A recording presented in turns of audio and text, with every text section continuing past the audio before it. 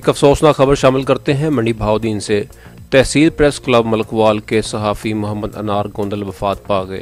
नमाज जनाजा में सियासी समाजी शख्सियात की शिरकत, तदफीन के वक़्त रिकत आमेज़ मनाजर।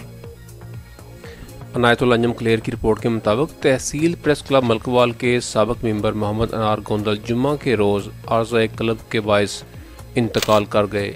इनकी नमाज जनाजा बाद अज़ नमाज जुम्मा उनके आबाई गांव अज्जवाल में अदा की गई, जिसमें सियासी समाजी शख्सियात, तहसील प्रेस क्लब मलकवाल के नुमाइंदगान समेत तहसील भर से सहाफ़ियों की कसीर तादाद ने शिरकत की।